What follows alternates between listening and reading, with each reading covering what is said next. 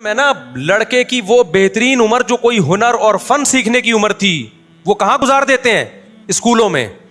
آپ کو اسکولوں کے پڑھے ہوئے چارٹرڈ اکاؤنٹنٹ اور کمپیوٹر کے سافٹ انجینئر تو آپ کو نظر آئیں گے, ڈاکٹر تو نظر آئیں گے.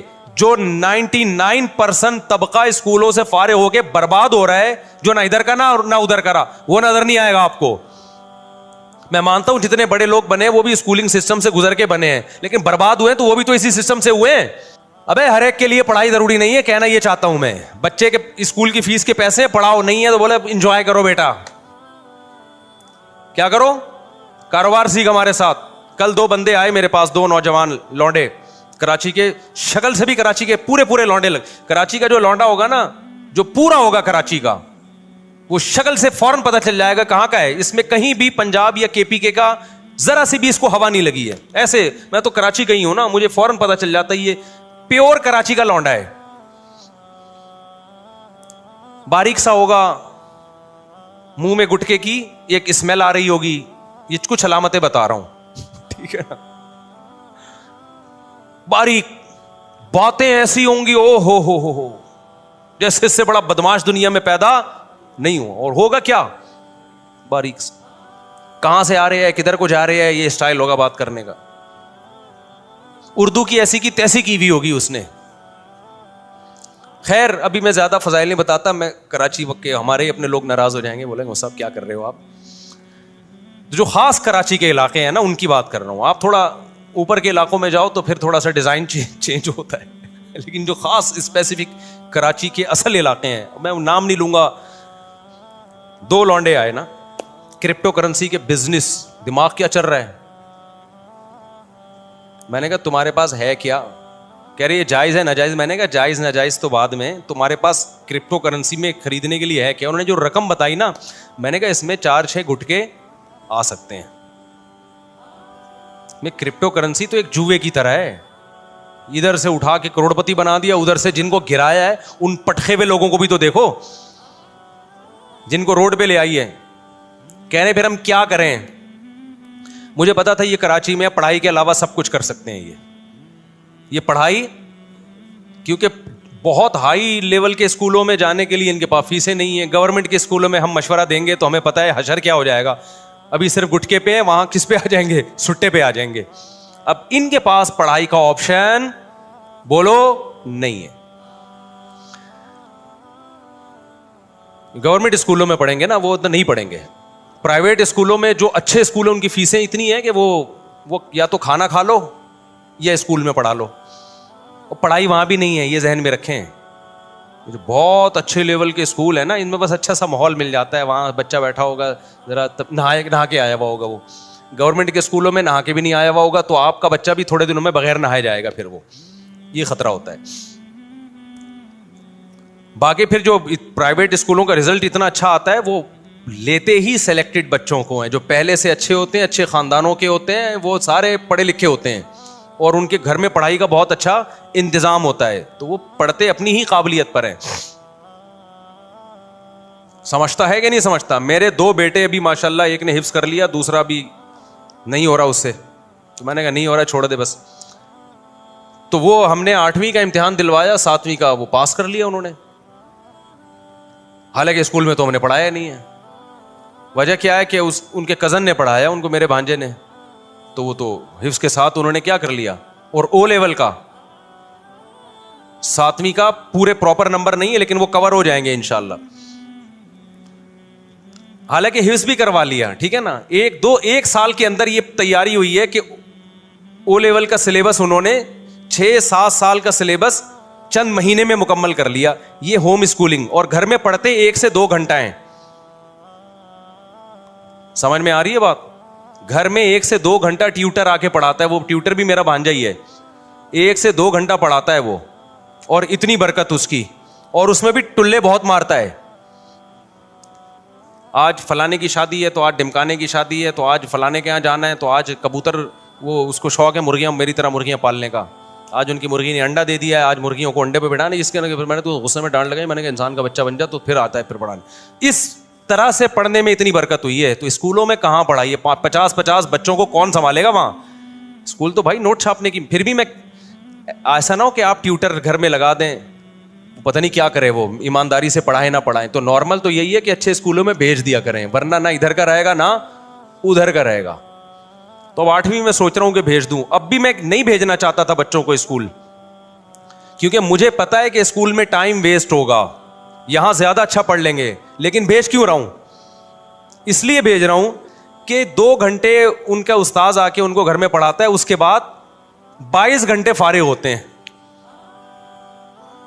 22 گھنٹے میں یا تو سوتے رہیں گے یا اٹھ کے لونڈے لپاڑے گلی محلے کے جو آڑے ترچے لڑکے ان کے ساتھ نکل لیں گے. تو اس کو کنٹرول کرنے کے لیے کہ ابے بھائی میں تو صبح مدرسے چلا جاتا ہوں نا, تو ان کو کنٹرول کرنے کے لیے کہ کہیں ان کو کھپا دو تاکہ صبح جائیں تمیز سے دوپہر کو آئیں. یہ نیت ہے, پڑھائی کی نیت سے نہیں داخل کر رہا. مجھے پتا ہے پڑھائی کی نیت سے بیوقوف ہے یار, ہم اسکول میں پڑھانے کے لیے داخل کریں. ہم کیا ہو گیا آپ سمجھ رہے ہو, مجھے کس قسم کی باتیں کر رہے ہیں. تو ٹیوٹر ویسے آلریڈی لگایا ہوا ہے, اسکول میں بھی جو پڑھیں گے نا تو وہ بھی گھر میں, اصل گھر میں کور ہوتا ہے. تو اسکول اس لیے بھیج رہے ہیں کہ کھڈے لین لگاؤ ان کو کہیں صبح, تاکہ صبح جلدی اٹھیں, ورنہ 12 ابھی میں جمعے سے پہلے ٹھڈے مار کے اٹھا کے آیا. اٹھو ہے تم, شرم نہیں آتی تمہیں؟ کیونکہ رات کو سوئے دیر سے ہیں نا. جب اسکول جانا کہ غم نہیں ہوتا تو بچے پھر سوتے بھی بہت دیر سے ہیں. ٹھڈے نہیں مارے میں نے, تمیز سے اٹھائے کہ نہا دھو کے جمعہ پڑھو شاباش. تو یہ روٹین نہیں بن پاتی بچوں کی سونے جاگنے کی, تو اس کے لیے پھر مجبوراً داخل کیا. ورنہ بہتر یہی ہے کہ نہیں کرو داخل. اگر آپ کی ویسے ہی روٹین بنا سکتے ہو نا گھر میں بچوں کی, تو پھر کوئی ضرورت نہیں ہے اسکول کی, بچہ بگڑے گا. تو وہ آئے تھے 2 لونڈے نا, کرپٹو کرنسی اور ٹوپی ڈرامہ. میں نے کہا بھائی مرے گا تو, ابھی تم لوگ ینگ لڑکے ہو, بالکل تمہیں برباد, ہمارا پیسہ برباد ہو جائے گا سارا. کہنے پھر کیا کریں؟ میں نے کہا پڑھائی تو بالکل, یعنی پوری باتیں تو میں ان کے سامنے صحیح طرح نہیں کر سکا, تو میں اب آپ کو بتا رہا ہوں کہ جو میرے دل کے جذبات تھے, کچھ ان کو کہے, کچھ لبے دبے لفظوں میں کہ ایکسپلین آپ کے سامنے کر رہا ہوں کہ کہنا پورا جو چاہیے تھا نا وہ یہ چاہیے کہ تم کرو, تمہارے پاس وہ اعلیٰ اسکولوں میں پڑھائی کے پیسے ہیں نہیں, چھوٹے اسکولوں میں جاؤ گے تو کیا ہو جاؤ گے؟ بولو برباد, برباد ہو جاؤ گے. کوئی نگرانی ہے نہیں چھوٹے اسکولوں میں. فری کے اسکولوں میں تو بالکل بھی نہ پڑھو میرے بھائی, فری کے اسکولوں میں. تو اس میں کیا ہوگا؟ میں نے کہا بھائی اب تم یہ کرو. ان کو میں نے کوئی کاروبار بتایا, آپ کو نہیں بتاؤں گا میں, کیونکہ میں کوئی موٹیویشنل اسپیکر نہیں ہوں کہ لوگوں کو یہ بتاؤں کہ ہر مہینے آپ 6 لاکھ روپے کما سکتے ہیں. دیکھا نا آپ نے یوٹیوب پہ آ رہا ہوتا ہے ہر مہینے آپ 6 لاکھ. اصل میں اس طریقے سے وہ ہر مہینے 6 لاکھ روپے کما رہا ہے. آپ بھی اسی طریقے سے کما سکتے ہیں کہ لوگوں کو بتائیے, ایک یوٹیوب پہ اچھا سا عنوان لگائیے, آپ ہر مہینے 1 کروڑ روپے کمائیے. تو آپ کی جو چینل ہے اس کے اتنے ویورز آئیں گے, مونیٹائز کیا ہوا ہے آپ نے یوٹیوب کے چینل, اتنے ویورز آئیں گے. یوٹیوب جو ہے ویورشپ پہ آپ کو پیسے دیتا ہے. تو وہ کمائے نہ کمائے, آپ بولو کما لیں. تو میں نے ان سے کہا یہ جو ہر مہینے 1 لاکھ کمانا, 1.5 لاکھ کمانا, یہ کھوپڑی شریف سے نکال دو. یہی سارے فسادات کی جڑ ہے. اس سے انسان جاتا ہے ڈپریشن اور ٹینشن میں. کام کی بات ہے, سن لیں آپ لوگ بھی. میں نے کہا جتنے پیسے آپ کے پاس ہیں نا, جن میں تھوڑے سے گٹکے آتے ہیں, اس کو گٹکے میں ضائع نہ کرنا. تو ان کو ایک میں نے چھوٹا سا مشورہ دیا, آپ عمل نہ کریں. دیکھو ہر مشورہ ہر ایک کے لیے نہیں ہوتا, ایسا نہ ہو برباد کر دو پیسہ اپنا. میں نے کہا یار تم کچھ بھی, تم تو اس سے پراپرٹی بھی نہیں لے سکتے, اور آج کل تو ویسی بھی کراچی میں پراپرٹیاں بہت گری ہوئی ہیں. میں نے کہا تم سیدھا نا ماہرین اتوار بازار جاؤ جہاں پرندے بکھرے ہوتے ہیں. اور میں نے کہا یہ دماغ میں نہ رکھنا میں نے ہر مہینے 1 لاکھ کمانا ہے, میں نے ہر مہینے 2 لاکھ کمانا ہے, میں نے ہر مہینے 4 لاکھ. اس سے سوائے ڈپریشن کے کچھ بھی حاصل نہیں ہوگا. آپ یہ بولو میں نے اتنا کمانا ہے جس سے میری بنیادی ضرورت پوری ہو جائے. پھر اللہ رزق کے دروازے کھولے گا تو ایسا کھولے گا کیا بہت کچھ دے گا آپ. اور ابھی سے کھوپڑی بنا لی نا یہ میرا ہدف ہے, تو بھائی یہ اللہ یبسط الرزق لمن یشاء ویقدر, جس کے لیے چاہتا ہوں رزق کے دروازے کھولتا ہوں, جس کے لیے چاہتا ہوں رزق کے دروازے بند کر دیتا ہوں. یہ تمہاری سوچ پہ نہیں ملے گا کہ میں ہر مہینے 6 لاکھ چاہتا ہوں تو 6 لاکھ مل جائیں, ایسا نہیں ہونے. ڈپریشن ملے گی اور کچھ نہیں ملے گا. میں نے کہا آپ کے پاس جو اسباب اور وسائل ہیں آپ اس میں اسٹرگل کرو. تو میں نے کہا میں آپ کو بتاتا ہوں, ایک مشورہ دیتا ہوں, اور پہلے آپ کو بتا دوں آپ نے اس مشورے پہ عمل نہیں کرنا ورنہ کوئی مرے گا تو مجھے پکڑے گا. میں نے کہا اتوار بازار جاؤ, پرندوں کی مارکیٹ دیکھو کون سا پرندے کا نام کیا ہے اور کون سا پرندہ کس قیمت پہ بولو نا بک رہا ہے, اور کون سا بہت زیادہ بک رہا ہے جس میں لاس کا چانس نہیں. ایک مہینہ یہی کام کرو, جا کے بازار میں بیٹھ جاؤ بس, سمجھو. اس کے بعد میں نے کہا آپ کو مارکیٹ میں نا ایک مہینے میں اندازہ ہو جائے گا کہ یہ پیرٹس یا یہ برڈ ایسا برڈ ہے کہ اس کو خریدنے میں انویسٹمنٹ کم ہے اور پروفٹ تھوڑا ہے لیکن یقینی ہے. میں نے کہا وہ لا کے گھر میں ڈال دو, انڈے بچے پیدا ہوں گے, ان کو لے جا کے مارکیٹ میں بولو نا بیچ دو. سمجھتا ہے؟ تو میں نے کہا اپنا تجربہ شیئر کیا کہ میں نے بڑے بڑے غریبوں کو کروڑ پتی ہوتے ہوئے اس کاروبار میں دیکھا ہے. بڑے بڑے غریبوں کو دیکھا ہے کہ جنہوں نے محنت سے یہ کام کیا نا, بہت پیسہ کما لیا انہوں نے, لیکن اس میں لاس بھی بہت ہے. تو وہ پرندہ نہ خریدو جس میں لاس کا چانس ہو. سمجھتا ہے کہ نہیں سمجھتا؟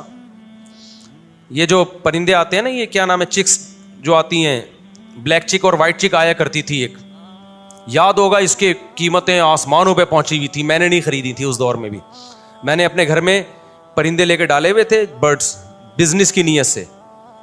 وہ سستے والے پرندے ڈالے ہوئے تھے, بہت زیادہ پیدا ہوتے تھے. تو اس وقت میں آزاد گھوم سکتا تھا, میں خود جا کے یہ کام کرتا تھا, اتوار بازار جا کے کسی کو بھی پہنا کے آ گیا. تو میرے پان گٹکے کا خرچہ نکل آتا تھا اس سے.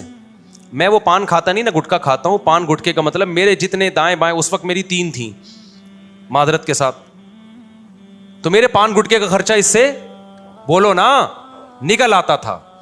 ہمارے دوست نے کیا, مفتی صاحب یہ کیا کر رہے ہو یار, یہ آپ سستے والے چکس لیے بھی آپ نے بلیک چک اور وائٹ چک لو, اس سے یہ ہوگا کہ ایک جوڑا 5-6 ہزار کا بکے گا, اور جب 100 بیچیں گے تو 5,000 کو 100 سے آپ ضرب دیں تو دیکھو فلاں نے گاڑی خرید لی, فلاں نے. میں نے کہا بھائی یہ مصنوعی چیز ہے.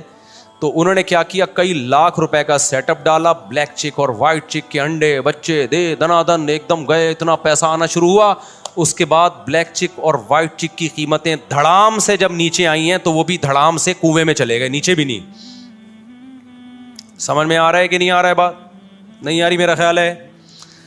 تو یہ جو جب آپ دماغ بنا لیتے ہو نا کہ ہر مہینے منتھلی اتنا, اور پھر کچھ موٹیویشنل اسپیکر جو بے وقوف ترین ہیں وہ آپ کو الو بھی بنا رہے ہوتے ہیں, تو وہ آپ الو بن جاتے ہو. تو اللہ, رزق اللہ کے ہاتھ میں بھائی. آپ حدیث میں آتا ہے, نبی صلی اللہ علیہ وسلم نے فرمایا, نبی صلی اللہ علیہ وسلم کو جب 2 چیزوں میں سے اختیار دیا جاتا تھا نا, آپشن ہوتا تھا آپ کے پاس, ہمیشہ وہ آپشن اختیار کرتے جس میں نفع بے شک کم ہو لیکن نقصان کا اندیشہ نہ ہو, رسک نہ ہو اس میں. ہمارا نوجوان رسک لے کے پیسے نوٹ چھاپنے کی کوشش کرتا ہے. سمجھتے ہو کہ نہیں سمجھتے ہو؟ تو میں نے دیکھا ہے جو زیادہ کاروبار کی باتیں کرتے ہیں نا, وہ کاروبار کرتے نہیں ہیں, اور جو کرتے ہیں وہ باتیں نہیں کرتے, وہ مارکیٹ میں جا کے بیٹھ جاتے ہیں. میں نے ایسے ایسے لوگوں کو دیکھا ہے, تھوڑے تھوڑے پیسوں پہ انہوں نے بزنس کیا اور اللہ نے کروڑ پتی بنا دیا. اچھا, وہ 2 لونڈے آئے تھے کراچی کے, وہ یہ بھی پوچھ رہے تھے, مجھ صاحب ہم بڑی انویسٹمنٹ کے لیے ادھار لینا چاہتے ہیں کسی سے, تو ہم چاہتے ہیں کہ ادھار. میں نے کہا یہ حماقت کبھی نہ کرنا, جتنے پیسے تمہاری جیب میں ہے اس سے شروع کرو, ادھار کبھی بھی بولو مت لو, ورنہ یہ ہوگا کہ ایک نئی ٹینشن کھڑی ہو جائے گی. اپنے پیسوں سے جو کام ہوتا ہے وہ محنت کے ساتھ ہوتا ہے, دوسروں کے پیسوں سے جو کام ہوتا ہے میرے بھائی اس میں فری پھوکٹ کے پیسے ملتے ہیں, اس میں کام نہیں ہوتا. جب اپنے پیسوں سے ہوگا نا کہ یہ میرے گٹکے کے پیسے تھے, آج میں گٹکا بچا کے نہیں کھا رہا, گٹکا تڑپ رہی ہے جان, وہ جب انویسٹ کرے گا تو 100 دفعہ سوچے گا, ایسا نہ ہو کہ کل یہ گٹکا بھی جائے, اس سے بھی جاؤں میں. ہمارے نبی صلی اللہ علیہ وسلم نے کیا فرمایا, ایک صحابی آئے, دیکھو یہ ہے بزنس, ایک صحابی آئے بھیک مانگنے کے لیے, آپ نے فرمایا کہ تمہارے پاس کاروبار کے لیے کچھ بھی نہیں ہے, کچھ بھی نہیں تھا ان کے پاس. یہ جو میں نے اس بندے 2 لونڈے لپاڑوں کو مشورہ دیا یہ اسی حدیث سے اخذ ہے. تو آپ نے فرمایا, نبی صلی اللہ علیہ وسلم نے, جو کچھ گھر میں ہے لے آؤ.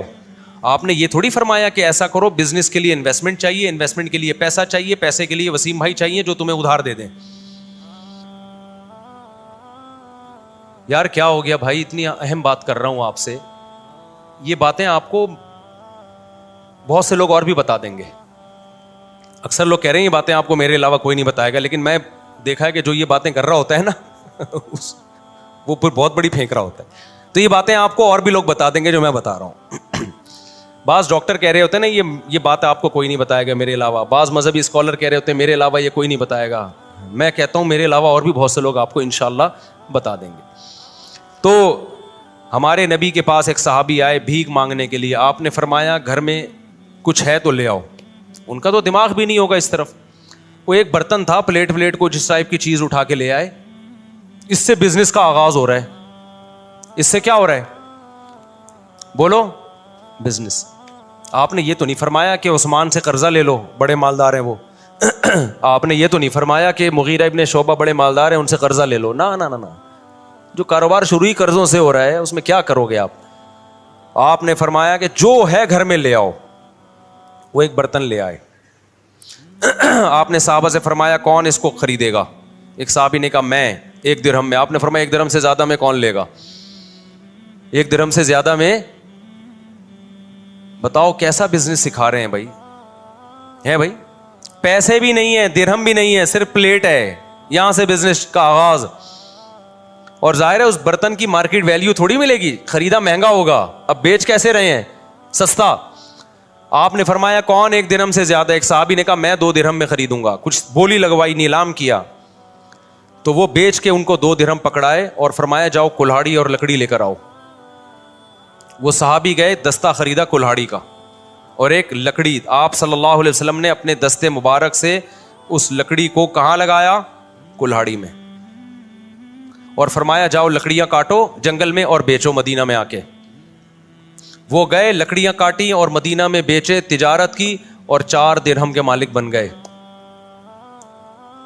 دوبارہ برتن بھی خرید لیا اور اضافی بچت کتنی ہو گئی؟ 2. نہیں آئی بات سمجھ؟ یہ موٹیویشنل اسپیکر آپ کو یوٹیوب پہ نظر, یہ موٹیویشنل اسپیکنگ آپ کو یوٹیوب پہ نظر نہیں آئے گی. بات ہی 2 کروڑ 3 کروڑ سے شروع کرتے ہیں, ہر مہینے 1 لاکھ کمائیے, وہیں سے ڈپریشن میں جاتا ہے آدمی. کچھ نہیں کماؤ بھائی, ہر مہینے جتنا کما سکتے ہو کماؤ, جتنا اللہ دینا ہوگا اللہ دے دے گا. لیکن اللہ نے کہا جو محنت کرے گا رزق میں اور اللہ سے برکت مانگا کرو, پیسہ نہیں مانگا کرو. 1 کروڑ جو بے برکتی والا ہو اس میں انسان رو رہا ہوتا ہے, اور جو کینو مالٹے کی ٹھیلا جو وہ غریب لگا رہا تھا اس میں برکت ہے, تو اس مالٹے کے ٹھیلوں میں کیا ہوتا ہے؟ خوش ہوتا ہے وہ. تو یہ جو پیسہ کمانے کا طریقہ تمہیں سکھا رہے ہیں نا, یہ تمہیں ڈپریشن کا مریض بنا رہے ہیں میرے بھائی, ڈپریشن کا مریض بنا رہے ہیں.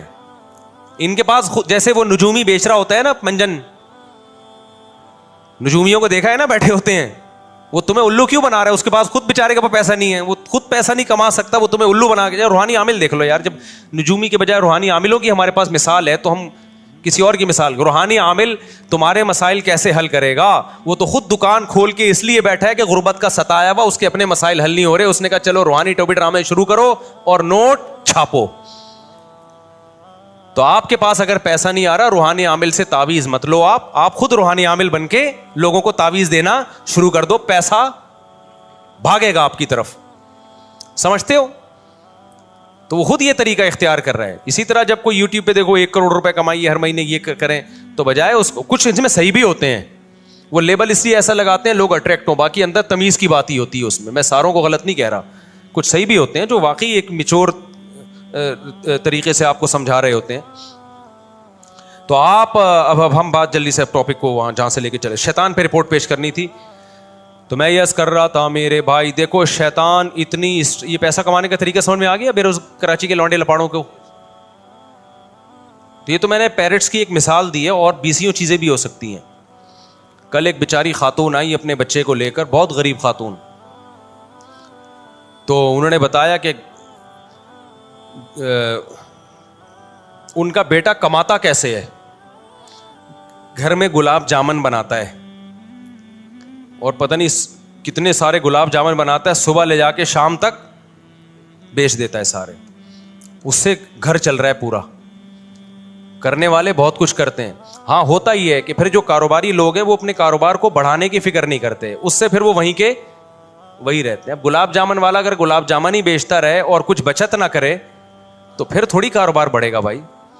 تو تھوڑی کھوپڑی استعمال کرے اور کہے کہ بھائی اس کو میں نے بڑھانا کیسے ہے. تو اس کے لیے آپ پھر یوٹیوب پہ سرچ کریں کہ بزنس کو پروموٹ کیسے کیا جاتا ہے, کیونکہ جو لوگ کھوپڑی استعمال کرتے ہیں پھر وہ کاروبار بڑھا دے. دیکھو ایک مجھے یاد ہے ہم بچپن میں سنا کرتے تھے, ایک شخص گاؤں میں چینی بیچتا تھا, کھوپڑی استعمال کی تو ایک دن آیا اس نے شوگر مل بنا لی. کھوپڑی استعمال نہ کرتا, چینی بیچتا رہتا, آتے رہتے پیسے کھاتا رہتا, اڑاتا رہتا, تو آج وہ وہیں چینی ہی بیچ رہا ہوتا اور تھوڑے دن میں نہیں بیچ رہا.